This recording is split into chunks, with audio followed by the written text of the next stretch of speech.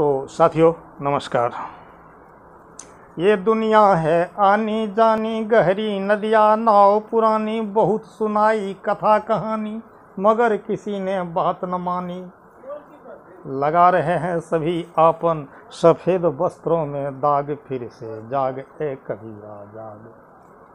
ऊंचे कुल में जन्म लिया पर करनी नीच किया जीवन में, सोने कलश बारूदी भरकर कौन सराहे ओ नर पामर। इनसे तो अच्छे वे हरिजन जो दिए दोषों को त्याग, फिर से जाग ए कबीरा जाग। आपके सामने आज मैं कबीर के उन समयक दर्शन को लाना चाहा। समयक दर्शन, वैसे इस क्रिएशन में, इस सृष्टि में छूत नाम का कोई चीज़ ही नहीं। शायद हमारे ख्याल से कबीर के पास में स्वयं छूत का कोई निर्णय है या कि नहीं, तो इनका आना जाना कैसे हुआ कोई गवाही नहीं है, इतिहास भी इसका कोई साक्ष्य नहीं है। लेकिन एक बात सच है कि इनका बचपन का लालन पालन एक जुलाहे मुसलमान के घर में हुआ था, जिनका नाम नीरू और नीमा था। और वह व्यापार से चादर बीनते थे और बाज़ार में बेच के अपने जीवन यापन को क्या करते थे। उनके घर में इनका लालन पालन हुआ। लालन पालन होने के बाद जब इन्होंने इस क्षेत्र में आया, संसार के लिए कुछ देना चाहा और दिया, तो सबसे पहले इन्होंने एक चीज़ पर गौर किया कि छुआछूत पे इन्होंने बहुत बड़ा प्रहार किया। छुआछूत पे इन्होंने प्रहार क्या किया, मैं इनके ऊपर उतनी सारी नहीं ला दूँ। महाभारत, शूद्रो चैदत भवे लक्ष्य द्विजो तचन विद्यते नवे शूद्रो भवे क्षुद्रो ब्राह्मणो न च ब्राह्मण। महाभारत के श्लोक हैं, अगर शूद्रों में ब्रह्म ज्ञान ब्रह्मणत्व का गुण हो तो वह ब्राह्मण है, और ब्राह्मण में अगर ब्राह्मणत्व नहीं है तो वह शूद्र है।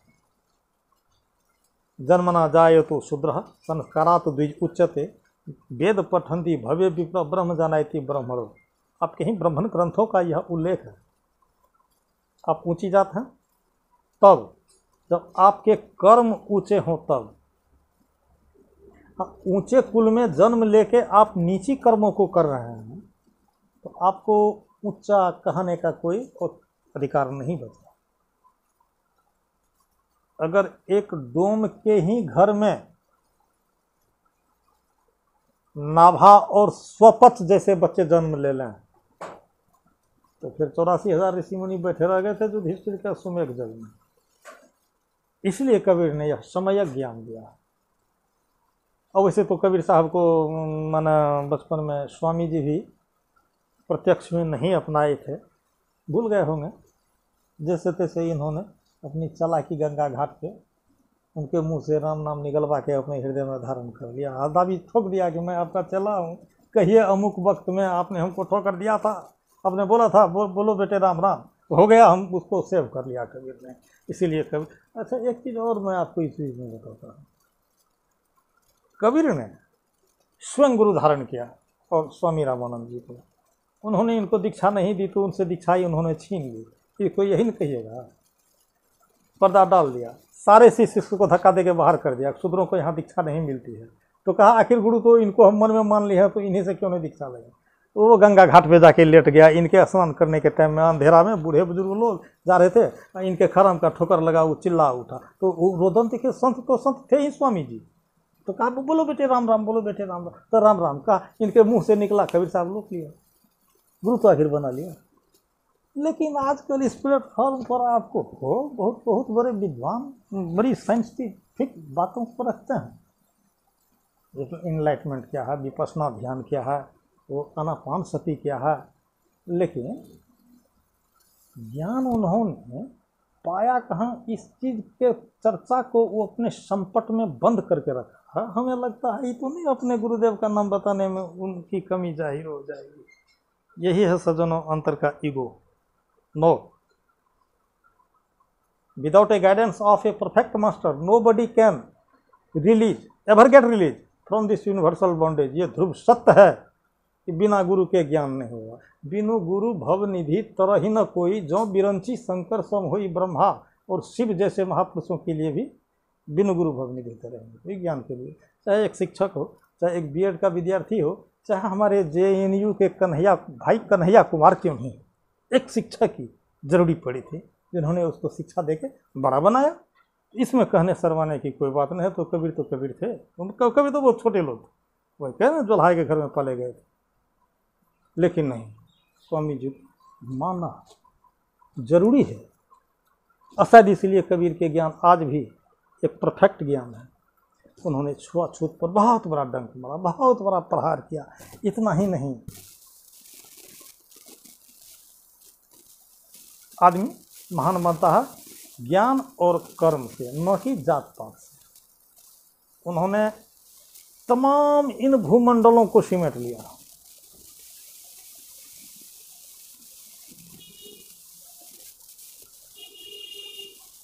एक त्वचा, हार, मल मूत्रा, एक रुधिर, एक गुद्दा। एक त्वचा, हार, मल मूत्रा, एक रुधिर, एक गुद्दा।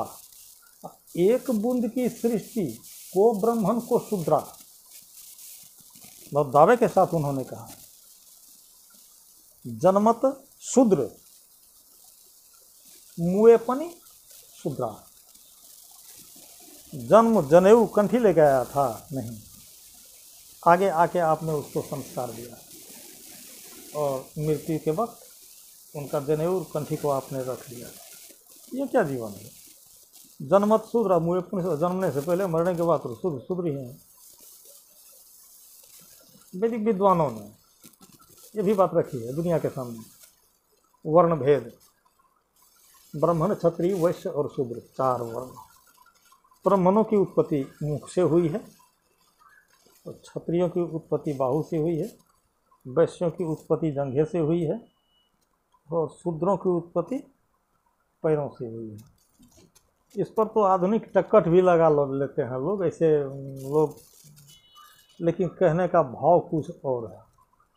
इसको सोचिए, ब्रह्मण ब्रह्मणत्व क्या है? यह ज्ञान है ना, ब्रह्म विद्या है ना। तो आज तक ब्रह्म विद्या एक दूसरों में जो संचार हुआ है या मुंह से ही हुआ है, यह मौखिक ज्ञान है, ब्रह्म ज्ञान है। तो एक मनुष्य के जामे में ब्रह्मण तो कहाँ से आया? मुंह से। और क्षत्रिय को क्षत्रिय नाम क्यों दिया गया? क्योंकि वह बलशाली परिजात होता है, क्षत्रिय है, बाहु में बल है, तो बल बाहु से आया ना। अब दौड़ धूप रोजगार बिजनेस उद्योग, उसकी विद्या जिनमें थी वह शूद्र है, वैसे है। शूद्रों की उत्पत्ति चरणों से हुई है, क्योंकि इन 4 वर्ण में शूद्र सबसे श्रेष्ठ होता है। क्यों होता है श्रेष्ठ? चरणों से न उत्पत्ति हुई है, तो शूद्रता चरणों से उत्पन्न, यानी उनके अंदर में सेवा का भाव है, तो आग है जिनके बिना आप जीवित नहीं रह सकते हैं। सेवा का भाव जिनमें है वह शूद्र है। कबीर ने इस वर्ण व्यवस्था को ऐसे समझाया कि एक त्वचा, हार, मलमूत्रा, एक रुधिर, एक गुद्दा, एक बूंद की सृष्टि रची है को ब्रह्मण को शूद्रा। हम सभी समान हैं, हम सभी भक्ति साधना कर सकते हैं, करते हैं। अब आइए, हमने बीच में टाइम पहले देखने दीजिए हमको, सत्य आनापान सती योग। आज ही कल में हमने सुना, बहुत ज़्यादा पहले इसको नहीं सुना, और इनकी चर्चा हो रही थी। ये सांस जो है ना आपका, इससे जो ध्यान किया जाता है, इन्हीं का उल्लेख किया आनापान सती योग। आनापान सती तो हमने कहा कि आजकल में हमने समझा है इसको, लेकिन हम लोगों को जो सिखाया गया था बचपन में गुरुद्वारे में, सांस आपके अंदर की सारी शक्तियाँ अंदर में काम करती है और बाहर का अनुभव करती है। बाहरी शक्तियाँ बाहर को ही अनुभव करती है, बाहर में ही काम करती है। हाथ अंतर का कुछ नहीं कर पाएगा ना, बाहर का काम करता है। अंतःकरण की इंद्रियां, मन बुद्धि चित्त अहंकार, वो अंदर भी काम करता है, बाहर को भी अनुभव करता है। तो ऐसी ऐसी कुछ हमारे अंदर में इंद्रियाएं हैं जो कुछ अंदर में रह के अंदर का काम करती है, बाहर को भी अनुभव करती है। कुछ बाह्य इंद्रियां ऐसी हैं जो केवल बाहर में ही काम करती हैं। लेकिन एक इंद्रियां ऐसी है जो अंदर और बाहर बराबर काम करती है, वो है मेरा श्वास, रिस्पिरेशन। वैसे कबीर साहित्य के अनुकूल, ध्यान लगाया गगन के माही, ध्यान लगाया गगन के माही, श्वास संयम लाए के, लय पवन जब डंका दियो गगन गरजियो आए के। उसी से मिलता जुलता है, इसको हम लोग श्वास योग कहते हैं। अच्छा, श्वास योग तो कहते हैं, श्वास में वायु का आवागमन होता है ना, बाहर अंदर, फेफड़ा और फेफड़े से अंदर। तो ये जो हवाएं आती जाती हैं, इसमें गति है ना। जब गति है इसमें, तो इसमें तो कुछ ना कुछ शब्द होगा ना। जहाँ कंपन है वहाँ शब्द है, तो कंपन नहीं है तो शब्द नहीं है। लेकिन जहाँ कंपन है वहाँ शब्द है, इसमें गति है तो यहाँ शब्द है। श्वासा माही शब्द देखिए, अशब्द अर्थ के माही, जो शब्द है तो उसके अंदर कुछ अर्थ होगा। तो आप कुछ मत बोलिए, किसी का नाम मत लीजिए, आप स्वयं श्वास को आने जाने दीजिए और देखिए उस सांस में एक शब्द होता है। अब शब्द का पीछा कीजिएगा तो शब्द का अर्थ भी निकलेगा। जैसे मान लीजिए चुटकी बजाइए मैंने, इसमें से एक शब्द निकला था ना, एक ध्वनि निकली थी ना। आप दुनिया का कोई भी नाम ले लीजिए, राम ले लीजिए, श्याम ले लीजिए, और ले लीजिए, कट प, जो कुछ भी ले लीजिए, तो आप उस वर्णों का उच्चारण करके वह वर्ण लोप हो जाता है। लेकिन वर्ण लोप हो जाने के बाद आकार बच जाता है। क खत्म हो गया ना, अ बचा हुआ है, म खत्म हो गया, कुछ पीछे बचा हुआ है। तो पीछे जो कुछ बचा हुआ है वह शब्द सर्वव्यापी शब्द है इसी संसार का। अनाहत मैं नहीं कर रहा हूँ, ये मैं संसारिक शब्द की बात कर रहा हूँ।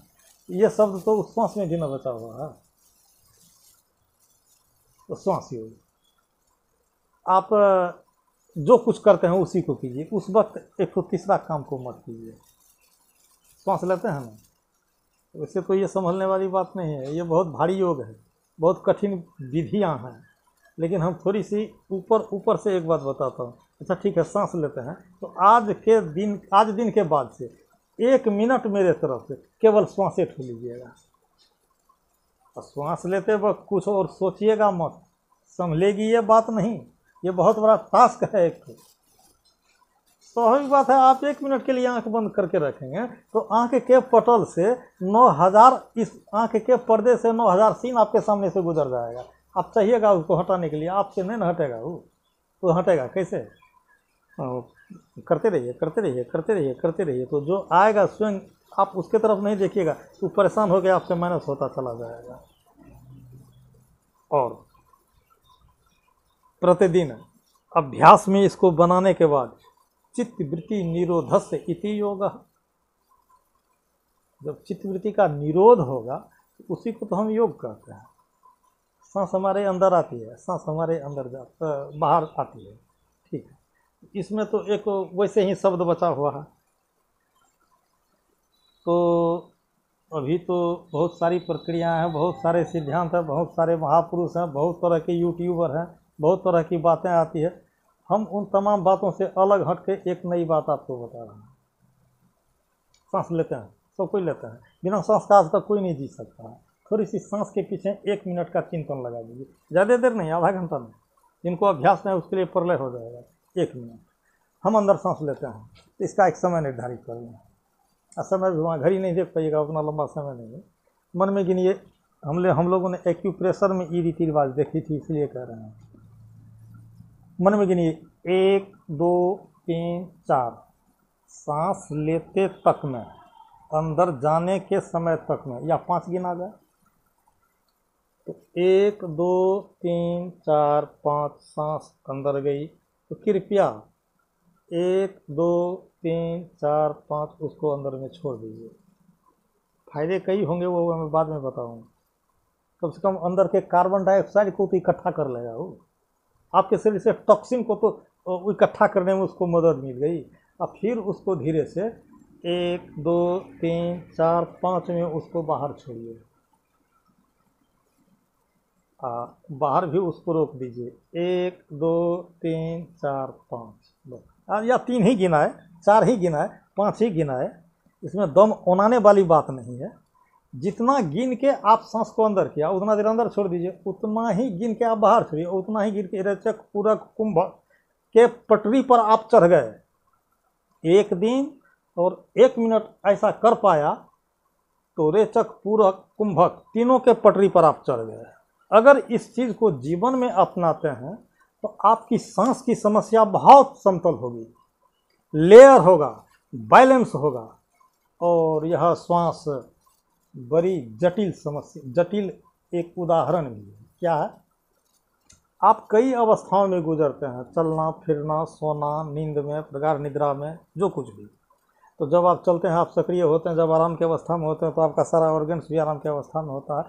एक ही ऐसी इंद्रियां श्वास हैं जो आपके जन्म के बाद जब यह बंद होगा तो मृत्यु आएगा। इस बीच में यह रेस्ट नहीं लेता है, यह चलता ही रहता है। ठीक है, एक मैं कोट कर रहा हूं। जब भगवान श्री राम गंगा पार किए थे श्रृंगबेरपुर में, तो उनको गंगा ने प्रार्थना करी थी, जासु नाम सुमिरत एक बारा उतर ही नरभव सिंधु अपारा। ये भी आपके सामने मैं एक आश्चर्य ही रख रहा हूँ कि ऐसे एक नाम का स्मरण करके मनुष्य इस संसार से पार हो सकता है। दोबारा नहीं, एक नाम, जासु नाम सुमिरत एक बारा। यहाँ तर्क लगाएंगे तो बहुत सारे तर्क आ जाएंगे, बहुत सारे हरि के 1000 नाम बोल भाई राधे राधे, मुझे वहाँ नहीं जाना है। एक नाम, नाम नाम तो सब कहे, वह तो नाम भी दे दिव्या पर आवे नहीं, निरक पर ले। हमने कहा स्वसा माही शब्द देखिए, शब्द अर्थ के माही, पार ब्रह्म में जीव ब्रह्म है, नियारा है पुनि साई। तो जहाँ गति है वहाँ शब्द है, वही शब्द एक नाम है। तो नाम तो है, लेकिन एक ही बार कहना हमने नाम कहा। आपको सांस वाली बात को बंद मत कीजिए, उसको 1 मिनट प्रयास कीजिए। मैं आगे की जो मैं बात बता रहा हूँ, सुमिरत एक बारा, एक ही बार स्मरण कीजिएगा उस नाम का, दोबारा करने की कोई ज़रूरत भी नहीं है। वहाँ एक बच्चा काम कर रहा है, बुलाना है जी बच्चे सुनो। अगर बच्चे की दूरी 5 बीघा दूरी में हो तो उसको क्या कहेंगे जी बच्चा सुनो? नहीं, दिमाग लगाएंगे कि बच्चे की दूरी क्या है, कितनी बड़ी आवाज़ लगाऊंगा कि बच्चे के कान तक जाए। कहीं बच्चा वह 20 बीघा पीछे खेतों में खड़े हो, तो उसको आवाज़ लगाने के लिए है जी बच्चे सुनो, उसमें हम हुंकारी लगाएंगे इसलिए कि मेरी आवाज़ उस बच्चे तक जाए। ये प्रयास हमारा रहता है कि दूरी कितनी है, कितना इस आरपीएम में हम साउंड देंगे कि मेरी बात को वह बच्चा सुनेगा। और यहाँ तो है नौतद भाष्यते सूर्यो न शशांको न पावक यद गत्वांग न निर्वतन तद धाम परम मम। मैं जहाँ की बात कर रहा हूँ अध्यात्म की, वह तो सबसे डीप, सबसे गहरी है। तो जरा सा आप ये भी विचार करें कि उनको मैं कितनी लंबी आवाज़ लगाऊंगा कि वह मेरी सुने। ऐसा कौन सा इसमें भोलम है जो इतनी लंबी आवाज़ लगा सकूंगा? कुछ नहीं है आप लोगों के जानकारी में, लेकिन एक चीज़ है, असोसा माही शब्द देखिए, वह रुक जाएगा, आपकी मृत्यु हो जाएगी। आजीवन पर्यंत चलने वाली गाड़ी जो यह श्वास की है, और उसके अपने पास में शब्द हैं, आपको नया शब्द खोजने का कोई जरूरी नहीं है, उसके पास में स्वयं में शब्द है। स्वसा माही शब्द देखिए, शब्द अर्थ के माही। जरा सा उसका चिंतन कीजिए, और इस चिंतन को अगर भूल गए तो नाम दोबारा आपको लेना पड़ेगा। अगर भूले नहीं, वह एक ही नाम है। कहने का मतलब है कि आप अपने ख्यालों में उसको बसाइए, और कुछ नहीं है, कोई तीसरी जादू नहीं है। आपका ख्याल न भटके, आपका ख्याल जब न भटके, ये सारी ऊर्जाएं जब संगठित होकर के एक जगह होगी तो स्वाभाविक इसकी ऊंचाई बढ़ती है। अच्छा, आज तो मैं नहीं कर पाऊंगा, कल इस चीज़ को मैं डीपली ब्लैक बोर्ड पे मैं इसका फिगर बना करके अगर इस स्पीच को रखूंगा तो शायद आप लोगों को यह सटीक समझ में आ जाएगा। चलिए ठीक है, अब इसी शब्दों